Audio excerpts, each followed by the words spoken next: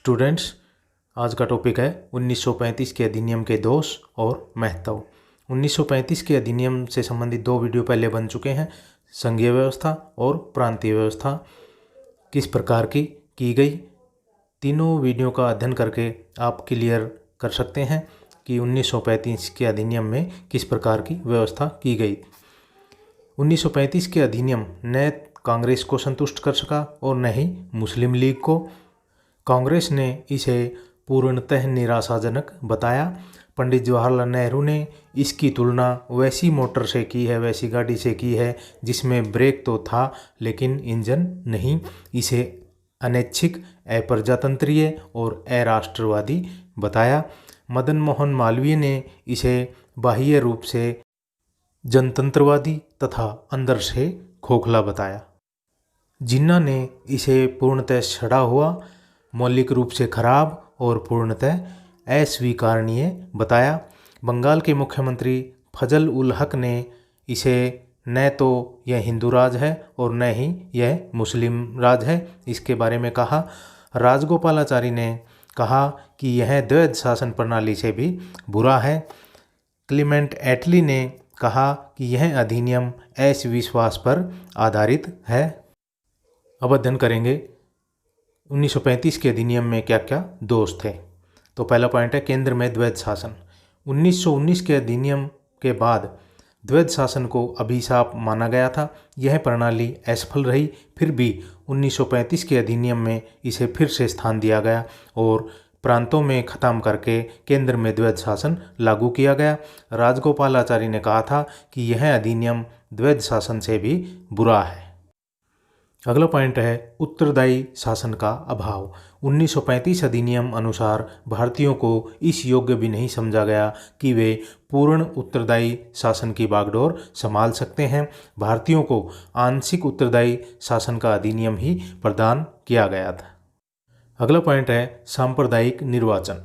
1935 अधिनियम में सांप्रदायिक प्रतिनिधित्व के सिद्धांत को जारी रखा गया क्योंकि अंग्रेज भारत में एकता की बजाय इसको खंड खंड करना चाहते थे, इसके टुकड़े टुकड़े करना चाहते थे।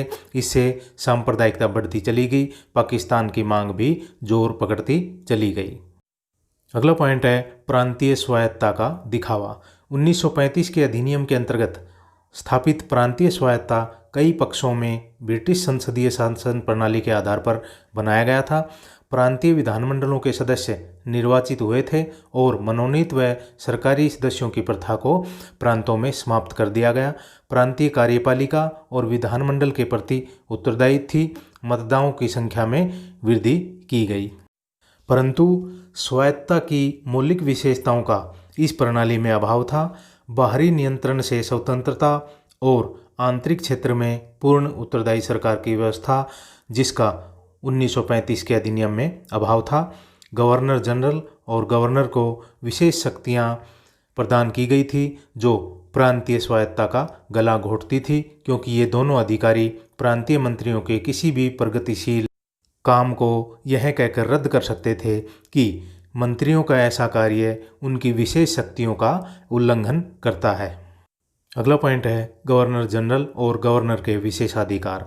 1935 के अधिनियम में केंद्र में गवर्नर जनरल तथा प्रांतों में गवर्नर को इतने अधिक विशेषाधिकार प्रदान किए गए थे कि वे शासन कार्यों में हर प्रकार का हस्तक्षेप कर सकते थे।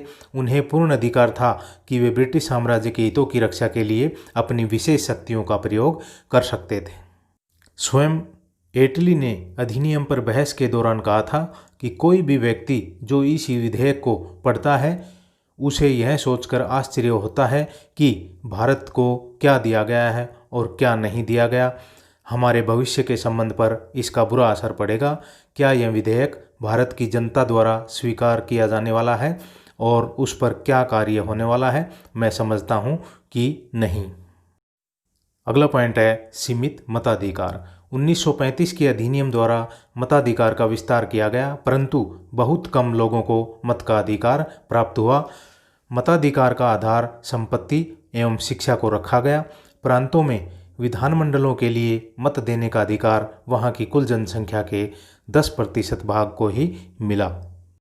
अगला पॉइंट है संघीय व्यवस्था में दोष। 1935 के अधिनियम के अंतर्गत स्थापित संघीय व्यवस्था किसी प्रकार आदर्शमयी नहीं थी। देशी रियासतों को यह स्वतंत्रता थी कि वे चाहे तो संघ में शामिल हो और यदि न चाहे तो शामिल न हो। संघ की इकाइयों में भी असमानता तथा भिन्नता पाई जाती थी। भारत के प्रांतों को तो स्वशासन दिया गया, परंतु देशी रियासतों में राजतंत्र की प्रणाली जारी रही। अवशिष्ट शक्तियां न तो प्रांतों को सौंपी गई और न ही केंद्र को। गवर्नर जनरल अपनी इच्छा अनुसार इन अवशिष्ट शक्तियों को केंद्र या प्रांतीय सरकार को सौंप सकता था। भारतीय राजाओं को संघीय शासन व्यवस्था में अधिक स्थान दिया गया था। अगला पॉइंट है अधिनियम में संशोधन। अधिनियम को न तो संघीय विधानमंडल और न ही प्रांतीय व्यवस्थापिका संयुक्त रूप से संशोधन करने का अधिकार रखती थी। इसमें संशोधन करने का अधिकार केवल ब्रिटिश संसद के पास ही रखा गया। अगला पॉइंट है संघीय न्यायालय। संघीय न्यायालय को भी अंतिम न्यायालय नहीं बनाया गया था। इस न्यायालय के निर्णयों के विरुद्ध ब्रिटेन में प्रीवी काउंसिल के पास की जा सकती थी। अब अध्ययन करेंगे 1935 के अधिनियम का महत्व। 1935 के अधिनियम में अनेक प्रकार के दोष थे, लेकिन फिर भी इसके महत्व को दरकिनार नहीं किया जा सकता। 1935 के अधिनियम ने प्रांतीय स्वायत्तता की व्यवस्था करके इस बात को विश्वसनीय बना दिया था कि तुरंत भविष्य में भी केंद्र में उत्तरदायी सरकार की स्थापना जरूर की जाएगी। 1919 के अधिनियम द्वारा प्रांतों में द्वैध शासन की लागू किया गया था, जो दोषपूर्ण व्यवस्था थी। साइमन कमीशन ने भी इस व्यवस्था को समाप्त करने की सिफारिश की थी। नेहरू रिपोर्ट में भी इसे दोषपूर्ण माना गया था। अतः 1935 के अधिनियम द्वारा इसे प्रांतों में समाप्त कर दिया गया। मताधिकार का विस्तार किया गया। इस अधिनियम द्वारा प्रथम बार स्त्रियों के लिए मताधिकार की व्यवस्था की गई। मताधिकार का विस्तार लोकतांत्रिक विकास के लिए एक महत्वपूर्ण कदम था। 1858 के अधिनियम द्वारा स्थापित की गई भारत परिषद को समाप्त कर दिया गया, जो भारत सचिव को सलाह देने के लिए स्थापित की गई थी। इस परिषद की समाप्ति से भारतीय प्रशासन पर से ब्रिटिश सरकार का नियंत्रण कुछ कम अवश्य हुआ। 1935 का भारत सरकार अधिनियम स्वतंत्र भारत के संविधान का मुख्य आधार सिद्ध हुआ। स्वतंत्र भारत के संविधान में 1935 के अधिनियम की इतनी अधिक व्यवस्थाएं अंकित की गई थी कि कुछ लोग कहते हैं कि भारतीय संविधान 1935 के अधिनियम का ही विस्तृत रूप है। 1935 का अधिनियम स्वतंत्र भारत के संविधान का निर्माण करने वालों के लिए बहुत ही सहायक स्रोत सिद्ध हुआ। 1935 के अधिनियम द्वारा भारत को एक देश और यहाँ के लोगों को एक राष्ट्र मानने के सिद्धांत की संयोगवश पुष्टि हो गई। भारत सरकार के पूर्व रिफॉर्म्स कमिश्नर H.V. हार्डसन के अनुसार 1935 का अधिनियम एक ऐसा भवन था जिसे देखकर बरबस प्रशंसा करनी पड़ती है। तो स्टूडेंट्स, ये थे 1935 के अधिनियम के दोष और 1935 के अधिनियम का महत्व। इससे पहले 2 वीडियो बन चुके हैं, 1935 के अधिनियम की संघीय व्यवस्था तथा प्रांतीय व्यवस्था। तीनों वीडियो का अध्ययन करके आप इसका सही निरीक्षण कर सकते हैं, सही से आंसर लिख सकते हैं। ज़्यादा से ज़्यादा स्टूडेंट को शेयर करें। Thank you.